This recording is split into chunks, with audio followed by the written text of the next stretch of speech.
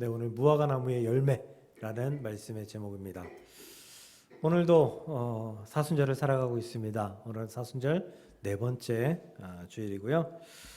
이 사순절을 지나면서 예수님이 십자가 여정을 따라가고 있는지, 그리고 그 여정 속에서 은혜로 살아가고 있는지 궁금합니다. 그렇게 살아갈 수 있기를 주의 이름으로 간절히 축복합니다.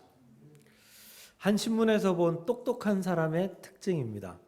한 10가지 정도, 11가지 정도 있었는데요. 제가 앞에 4가지가 제 마음에 이렇게 울림이 있어서 말씀을 드립니다. 첫 번째는 적응력이 좋다. 적응력이 좋다. 적극적이다. 이런 얘기죠. 두 번째는 자신이 모른다는 사실을 이해할 수 있다. 자신이 모르는 것을 인정하고 받아들일 수 있다. 그런 얘기입니다. 세 번째는 호기심이 많다. 호기심을 가지고 있다. 네 번째는 마음이 열려 있다. 마음이 열려 있다. 이상한 것은 제가 본 10가지, 11가지 그 똑똑한 사람의 특징에 머리가 좋다. IQ가 높다.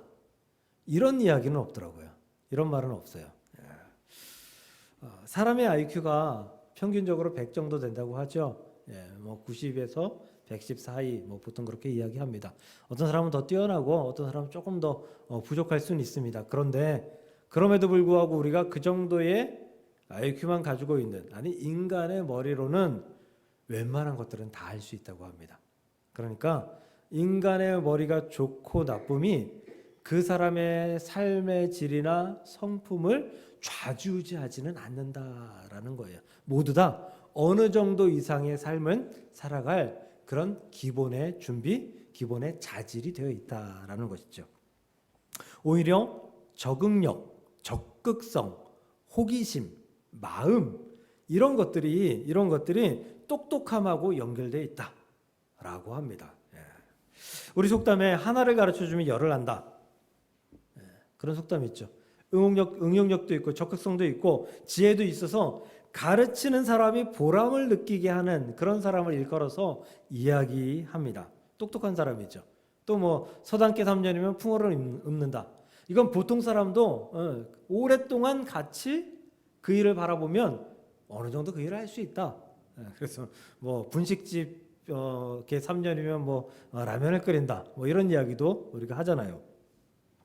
근데 사실 하나를 가르쳤을 때 하나만 제대로 하는 사람도 굉장히 똑똑한 사람입니다. 하나를 가르쳤을 때 하나를 제대로 하는 사람. 사실 그런 사람도 많지는 않아요. 많지는 않아요. 근데 이런 사람이 있어요. 하나를 가르쳐줘도 그 하나를 제대로 알지 못하는 사람. 그래서 이런 얘기하죠. 하나를 가르쳐주면 둘을 까먹는 사람. 그런 사람이 있겠습니까? 그냥 하는 소리겠죠. 하나를 가르쳤을 때 하나를 잘 깨닫는 사람, 열을 아는 사람, 하나를 가르쳤을 때 둘을 까먹는 사람. 이 사람들의 차이는 무엇일까요? 어떤 차이가 이 사람들을 알게 하고 모르게 하는 것일까요? 과연 정말 머리에 좋고 나쁨 때문일까요? 아니면 어떤 사람은 금손이고 어떤 사람은 똥손이어서 그래서 차이가 나는 걸까요? 그것도 아니라면 애초에 태어난 게 그 모양이라서 차이가 나는 것일까요? 하나를 가르쳐주면 열을 아는 사람, 하나를 가르쳐줘도 하나를 제대로 못하는 사람의 차이는 그런 차이가 아니라 적극성, 태도, 마음가짐 때문입니다. 아무리 똑똑한 사람도 그 사람이 하기 싫은 일을 가르쳐주면 제대로 못해요. 하기 싫은 일을 가르쳐주면 제대로 못해요. 서울신대 가면요, 오기 싫은데 억지로 온 인간들이 있습니다. 오기 싫은데 억지로 와 있는 사람들이 있어요. 학생들이. 왜? 부모님이 서원했다니까. 부모님이 강요해서, 아니면 갈 데 없어서. 신학대학에 그렇게 온 사람들이 있어요. 근데 그런 사람들은 대부분 다 적응을 못합니다. 대부분 다 학교를 그만두거나 아니면 학교를 졸업해도 다른 일을 하게 되어 있죠. 적극성, 내가 하고 싶은 거, 그래야지 내 몸이, 내 머리가 깨닫게 되고 그것을 행할 수 있게 되는 것입니다. 적극성 혹은 흥미가 없는 사람한테는 똑같은 거 백날 가르쳐봤자 잘 못합니다. 잘 못해요. 저는 예수님 앞에서 똑똑한 사람이 되고 싶습니다. 예수님 앞에서 적극적인 사람, 예수님 앞에서 흥미를 가지고 노력하는 사람, 그런 사람이 되고 싶다는 거예요. 예수님 앞에서 지혜가 높은 사람이 되고 싶다는 게 아니에요. 내가 적극적으로 호기심을 가지고 그 일을 잘 감당하는 사람, 열심히 감당하는 사람이 되고 싶다라는 것이죠. 그러기 위해서는 마음을 열고 예수님의 가르침을 받고 그 가르침을 복습하고 또 예습함으로 말미암아 예수님의 중심의 그런 삶을 살아야 하는 줄로 믿습니다. 사랑하는 성도 여러분, 저뿐 아니라 여러분들도 그렇게 예수님 앞에 똑똑한 사람들이 될 수 있기를, 성도가 될 수 있기를 주님의 이름으로 간절히 축복합니다. 요즘 인풋과 아웃풋에 대해서 이야기를 많이 합니다. 인풋, 들어가는 거, 아웃풋, 나오는 거 얘기하는 거죠. 들어가는 게 있으면 나오는 게 있어야 된다. 들어가는 게 있는데 나오는 게 없는 사람은 문제가 있는 사람이다 라는 거죠. 맨날 얻어먹는 사람 사지 않고 얻어먹는 사람, 그런 사람은 이제 나중에 그 인격의 그 어떤 판단에 있어서 자신의 인격을 깎아먹는 그런 삶을 결국은 맞이하게 될 겁니다. 인류 최대의 난제, 비만. 저도 요즘 배가 나와서 걱정입니다. 배가 자꾸만 나와요. 뭐 그렇다고 해서 허리가 안 맞지는 않는데 어느 날 보니까 배가 나왔더라고요. 더 나왔더라고요. 그래서 이거 심각하다. 줄여야 된다. 그래서 조금 덜 먹으면 좀 들어가긴 합니다. 조금 더 줄여야 되는데, 조금 더 줄였으면 좋겠는데 이게 쉽지는 않습니다. 왜? 먹고 싶은 건 많고 운동은 하기 싫으니까. 먹고 싶은 건 많은데 운동은 하기는 싫어요. 더 먹고 싶은데 움직이기는 싫은 거예요. 그럼 뭐 당연하게 몸에 살이 찌는 거죠. 맞죠, 백집사님? 저와 함께 운동을 좀 하셔야 될 것 같습니다. 네. 다이어트에 관한 사업은 좀처럼 잘 망하지 않는다고 해요. 사람들이 그렇게 관심이 많다는 거죠. 요즘은 먹어도 몸에 흡수되지 않게끔 하는 칼로리를 커팅한다? 뭐 이런 말을 쓰더라고요. 그런 보조제들이 유행한다고 합니다. 근데 그것도 큰 효과는 없는 것 같아요. 물론 효과 있는 사람도 있겠죠. 왜? 밖에 나가보면 배 나온 사람 많더라고요. 아주 많더라고요. 저는 양호한 편이더라고요. 하루 세끼 밥 먹으면 그 다음날 화장실 가서 잘 비워야 됩니다. 인풋이 되면 아웃풋 해야 됩니다. 제가 어릴 때, 젊을 때 그 광고에서 CF에서 정말 충격받은 CF, 변비약 광고, 이렇게 장의 모습을 이렇게 그려놨는데 거기에 공깃밥, 쇠로 된 공깃밥 있잖아요. 우리 음식점 가면 주는 게. 그게 퍽 하고 쌓이고 또 퍽 하고 쌓이고 퍽 하고 쌓이는데 안 없어져요. 안 날아가요. 우리 몸에 그렇게 되면 어떻게 되겠습니까? 몸에 건강을 해치게 되는 거죠. 비만뿐만 아니라 건강을 해치게 됩니다. 적당한 인풋이 있으면 적당한 아웃풋이 있어야 돼요. 근데 나오지 않으면, 배출하지 않으면, 또 열매 맺지 않으면 그러면 문제가 생기는 거죠. 또 적당히 먹어야 됩니다. 적당히.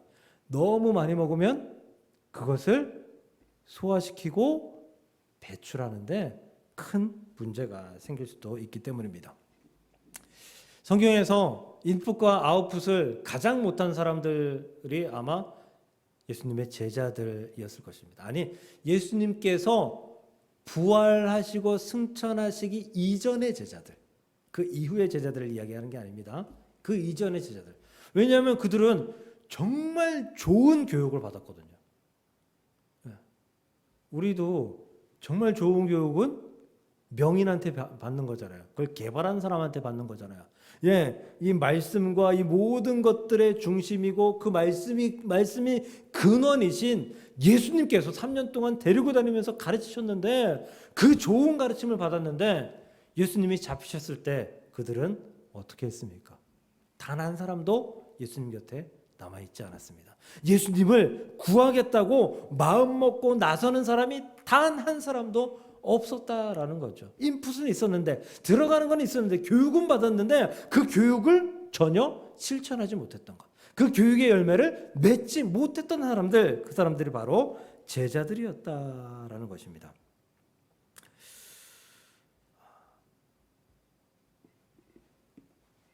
그 제자들이 열매를 맺었어야 되는데 결과를 냈어야 되는데 하나도 보이지 않았다라는 것이죠. 오늘 본문에 무화과 나무가 등장합니다. 무화과 나무. 무화과 좋아하십니까?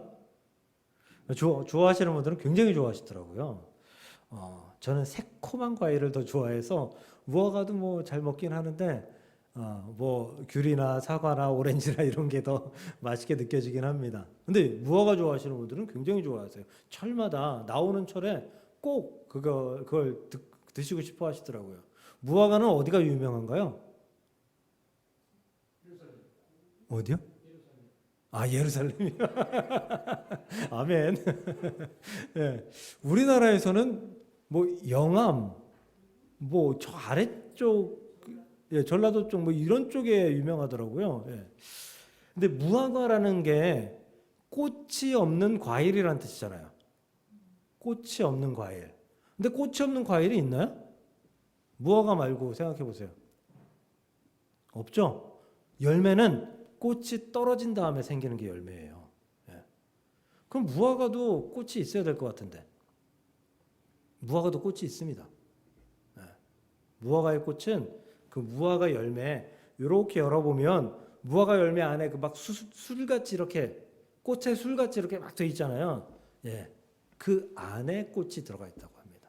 그러니까 우리가 열매랑 꽃이랑 같이 먹는 거예요. 예. 이 무화과 열매, 무화과 나무는 무화과 열매가 아니면 좀처럼 심을 이유가 없는 나무예요. 예, 그걸로 인해서 뭐 그늘을 만들어서 살겠다, 뭐 그런 사람들은 뭐 심어도 되겠지만, 뭐 딱히 무화과 열매 아니면 이게 심을 이유가 없어요. 그러니까 무화과 열매를 맺지 못하는 나무는 사람들에게 별 소용이 없는 나무다라는 것이죠. 오늘 13절을 보면요. 오늘의 무화과 나무는 열매를 맺지 못하고 있습니다. 멀리서 잎사귀 있는 한 무화과 나무를 보시고 혹 그 나무에 무엇이 있을까요? 가셨더니 가서 보신즉 잎사귀 외에 아무것도 없더라. 그러니까 잎사귀는 좀 풍성하게 있었나 봐요. 네. 잎사귀 외에 아무것도 없더라. 열매가 전혀 없더라라는 말씀이죠. 근데 요 말씀을 잘 보세요. 요 멀리서 잎사귀 있는 한 나무를 보시고 이게 예수님의 어떤 모습을 표현한 거잖아요. 모습과 마음을 표현한 거잖아요. 이 마음에 조급함이나 뭐 간절함이나 뭐 이런 것들이 느껴지나요? 저는 하나도 안 느껴지거든요. 예. 그냥 저기 무화과 나무가 있네. 가서 열매가 있나 좀 볼까? 이러고 가신 그런 느낌이에요. 예. 그렇죠. 그런 느낌이에요. 그런데 가서 보니까 아무것도 없었다. 열매가 없었다라는 거예요. 이 말씀을 다시 표현하면 우리에게 예수님께서 믿음의 열매가 있는지 살펴보러 오셨는데 아무것도 없더라. 이 말이에요. 이 말. 마태복음 25장에 보면 10처녀의 비유가 나옵니다. 슬기로운 5처녀, 어리석은 5처녀. 근데 어리석다고 이야기하기는 좀 그런 것 같아요. 왜냐하면 이 어리석은 5처녀도 기름은 있었거든요. 적었지만 믿음이 아예 없었던 사람들은 아니었다라는 거예요. 믿음이 좀 있기는 했었어요. 네, 있긴 했었어요. 근데 이 무화과 나무는요, 이 믿음이, 이 열매가 아예 없었다라는 의미예요. 열매의 모습조차 보이지 않았다. 열매가 풀리면 이렇게 몽우리 같이 이렇게 돼가지고 조금씩 난 그런 아주 그 사과가 날 때 그 파래가지고 조그맣게 아주 귀엽게 돼 있는 그런 모습조차 없었다라는 그런 의미라는 거예요. 열매가 열매가 맺을 기미가 안 보였다라는 거죠. 예수님 가르침, 인풋은 있었는데 그것을 받아들이지 못하고 적극성이 없어 결국 아웃풋, 믿음의 결과인 열매를 맺지 못하는 제자들, 그리고 성도들에게 교훈하는 말씀인 것 같습니다. 지난주 그 넷플릭스에서 계시록이라는 영화를 일부러 봤습니다. 예. 또 이제 교회가 등장하는 영화라 그래서 이게 어떻게 또 표현하고 있는가 일부러 봤어요. 시간을 내서. 근데 거기 보면 교회가 상업화된 모습, 그리고 교회에 온갖 죄가 다 들어와 있는 모습을 그냥 막 표현을 해요. 보는 내내 좀 불편했어요. 교회의 목사, 사모, 관계자들, 그 사람들을 마치 허상을 쫓는 사람, 마치 미신, 그런 것들을 쫓는, 그러니까 뭐 이렇게 산에 그 나무에 그 인이 비친다라고 하잖아요. 밤에 이렇게 옛날 깜깜할 때 밤에 시골길을 걷다 보면 그 나무 같은 데에서 귀신 같은 게 보일 때가 있어요. 그걸 인이 비친다 그래요. 예. 예.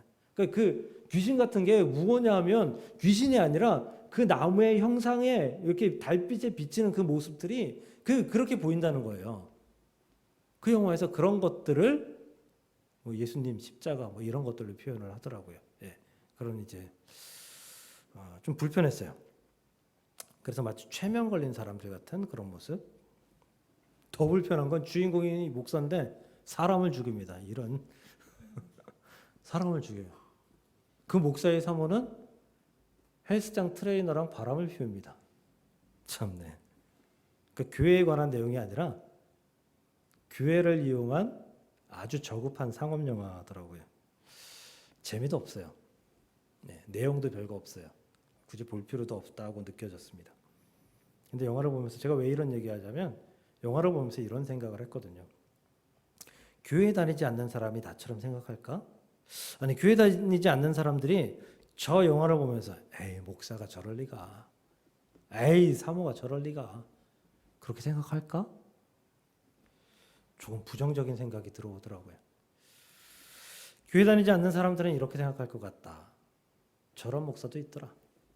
저런 사모도 있더라. 아니 많더라.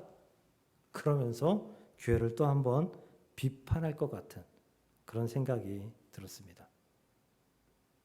열매 맺지 못하는, 열매가 없는 교회, 목사, 사모, 열매가 없는 성도들이 이 땅에 있기 때문에 그러한 비판이 정말 당연하게 받아들여지는 것 같다라는 것입니다.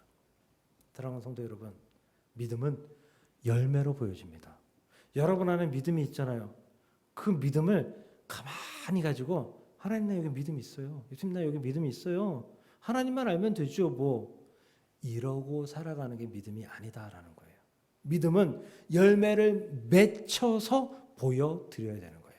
이 열매를 맺혀서 보여드리면 하나님도 기뻐하시지만 그 열매로 말미암아 하나님의 영광이 안 믿는 사람들에게 드러난다라는 것이죠. 그러므로 사랑하는 성도 여러분, 무화과 나무처럼 열매 맺지 못하는 무화과 나무가 되지 마시고 반드시 열매를 맺을 수 있는, 열매를 맺힐 수 있는 믿음의 열매를 낼 수 있는 저와 여러분들이 될 수 있기를 주님의 이름으로 간절히 축복합니다. 13절 후반을 보면요, 이는 무화과의 때가 아님이라 라고 기록되어 있어요. 웃기죠? 이는 무화과의 때가 아니니라. 그러니까 이런 거예요. 예수님이 무화과 열매도 맺히지 않는 때에 무리하게 무화과 나무한테 가서 무화과 나무 없다고 해서 저주하신, 예수님 성질낸 그런 사건처럼 지금 우리에게 보여지고 있어요. 그렇잖아요. 열매가 없는 때인데 가셔서 열매 없다고 무화과 나무를 저주하셨잖아요. 근데 요거는 지극히 개인적인 의견인 것 같습니다. 사실 무화과 나무 때가 열매 때가 아닌 것은 맞아요. 무화과는 이스라엘의 무화과는 여름 무화과와 겨울 무화과가 있대요. 두 번 열매를 맺나 봐요. 그럼 열매가 여름 되면 딱 여름이다. 이제 열매를 내야지 하고 뿅 하고 나오나요? 겨울이다. 열매 때다. 나와야지 뿅 하고 나와요? 안 그렇잖아요. 사과나무 심으면 그 사과나무에 사과가 열려서 사과가 연글기까지 오랜 시간이 걸려요. 무화과도 마찬가지겠죠. 여름 무화과는 봄에부터, 겨울 무화과는 가을부터 열매가 맺히기 시작해야 되는 거예요. 그래야 좋은 열매를 맺을 수 있는 거예요. 그렇다면 지금 예수님이 이 무화과 나무의 열매를 찾으러 가셨을 때가 봄 때거든요. 봄 때. 예. 그러면 여름에 이른 무화과의 열매가 있어야 돼요. 그러니까 작은 열매라도 보여야 된다고요. 아직 연글지 못한 열매라도 보여야 된다는 거예요. 심지어는 우리 가끔 이상기온으로 벚꽃이 벌써 피었습니다. 개나리가 2월인데 피기 시작했습니다. 뭐 이런 뉴스 본 적이 있죠. 심지어 그런 무화과도 간혹 발견이 돼야 되는 거예요. 열매가 작든 크든 보였어야 된다라는 거죠. 앞에 예수님이 시장하셨더라라는 말씀 때문에 꼭 드실 수 있는 무화과 열매가 있었어야 된다라고 우리가 머릿속에 그렇게 생각하고 있으니까 무화과 나무에 열매가 없다라는 것이 큰 열매를 맺지 못했다. 이렇게 생각하는 그런 오류를 범하고 있는 것이죠. 만약에 예수님께서 작은 무화과, 못 먹는 무화과, 아직 먹을 수 없는 작은 무화과가 열려 있었더라면 예수님이 그 나무를 저주하셨을까요? 제 생각으론 아닐 것 같아요. 아닐 것 같아요. 왜? 무화과 나무가 자신의 역할을 지금 잘 감당하고 있거든요. 봄에 그 작은 열매를 맺고 있는 그 무화과가 지극히 당연한 모습이거든요. 열심히 자신의 열매를 맺기 위해서 노력하고 있는 모습이거든요. 그런데 내가 시장하는데 네가 무화과 열매 그 자린 거 못 내? 그래서 저주해? 예수님은 그러신 분이 절대 아니십니다. 절대 그렇지 않아요. 그래서 누가복음에 가면 이 무화과 나무를 저주하신 이 사건을 좀 다르게 표현하고 있는데 그 무화과를 어떻게 표현하냐면 3년 동안 무화과 열매를 맺지 못하는 나무였어요. 그 얘기는 뭐예요? 이 무화과 나무는 열매가 아예 없었던 무화과 나무였다는 거예요. 전혀 열매가 없었던 무화과 나무. 작은 무화과도 보이지 않았던 그런 무화과 나무였다라는 거예요. 그렇기 때문에 예수님께서 이 존재가 예수님께도 사람들에게도 그 어떤 것에도 필요가 없는 악한 존재다라고 여기시고 저주하셔서 없애버리신 그런 사건이었다라고 보시면 될 것 같습니다. 우리에게 희망이 생기죠. 희망이 생겨요. 우리에게 믿음이 있어요. 그 믿음 때문에 작은 열매가 맺히기 시작할 때, 그런데 그 작은 열매가 맺히다가 멈췄어요. 아직 믿음이 부족해서. 그런데 그 작은 열매가 믿음을 주면, 재앙분을 주면 조금씩 자랄 수 있습니다. 아주 탐스럽고 아름다운 열매가 될 수 있습니다. 그러므로 사랑하는 성도 여러분, 여러분들 작은 열매를 맺었건 탐스러운 열매를 맺었건 상관없이 그 열매로 말미암아 여러분들의 믿음을 보이시고 그 열매로 말미암아 우리 예수님의 저주가 아닌 예수님의 축복과 격려를 받을 수 있는 좋은 열매를 맺을 수 있는 좋은 열매를 맺어서 하나님의 기쁨이 될 수 있는 저와 여러분들이 될 수 있기를 주의 이름으로 간절히 축복합니다. 근데 열매가 없거나 열매가 작은 것이 결코 자랑거리는 아니에요. 자랑거리는 아니에요. 우리가 오랜 시간 신앙생활을 했음에도 불구하고 열매가 없거나 열매가 작다면 이것은 회개가 필요하다라는 의미예요. 회개는 돌이킨다, 고친다라는 것이죠. 제가 설교 초반에 말씀드렸던 똑똑한 사람들, 똑똑한 사람 두 번째 기준 혹시 기억나시나요? 두 번째, 자신이 모른다는 사실을 이해할 수 있어야 된다. 내가 모른다. 내가 실수했다. 내가 잘못했다. 이걸 인정할 수 있어야 된다라는 거예요. 이걸 인정하지 않으면 그 일에 대해서 돌이키지 않는 거예요. 우리 애들 시험 문제 보면 오답 노트 만들잖아요. 오답 노트 왜 만들어요? 그 문제랑 같은 문제, 비슷한 문제 나오면 절대 안 틀리겠다, 다시는 안 틀리겠다, 이 마음으로 만드는 거잖아요. 그 오답 노트를 만들어요. 근데 신앙에 오답 노트가 있으신가? 그 오답 노트를 만들기 위해선 무엇부터 해야 된다? 반드시 회개부터 해야 된다. 아, 내가 실수했구나. 내가 잘못했구나. 하나님께서 기뻐하시지 않겠구나 라고 여겨서 돌이켜서 고치는 모습이 있어야지, 그래야지 다음번에 그 상황이 우리에게 다가왔을 때 우리는 그 상황에서 범죄하지 않게 된다. 더 좋은 열매를 맺게 된다라는 사실을 믿으시길 바랍니다. 이런 말이 있어요. 현명한 사람도 실수한다.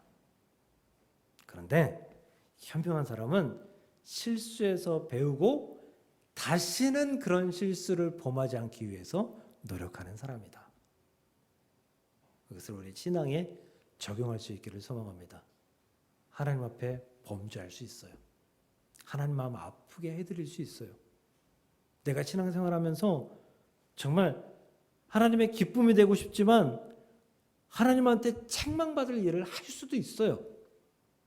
그런데 그 일을 했다고 해서 하나님 앞에서 돌아서서 하나님을 바라보지 않고, 그 일을 했다고 해서 하나님과 상관없는 삶을 사는 것이 아니라 그 일에 대해서 하나님과 나누고, 그 일에 대해서 하나님께 회개하고 하나님께 용서받고 돌이켜 고쳐서 다음번에는 그 일이 내게 닥쳤을 때 다시는 그 일에 대해 넘어지지 않는 것, 그것이 신앙인의 현명한 모습이다라는 것이죠.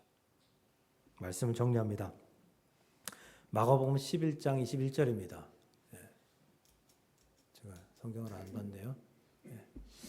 베드로가 생각이 나서 여짜오되 랍비여 보소서, 저주하신 무화과 나무가 말랐나이다. 결국은 죽었죠. 결국은 죽었어요. 잎사귀는 풍성한데 열매가 없었던 그런 무화과 나무. 당시에 아마 바리새인이나 사두개인이 그런 사람들로 비유가 될 수 있을 것 같습니다. 그들의 마지막은 어때요? 말라 죽는 것입니다. 심판입니다. 우리가 열매를 맺어야 되는 우리가 잎사귀는 풍성한데 열매를 맺지 못하는 삶을 영원히 산다면 우리의 삶도 말라 죽을 수가 있습니다.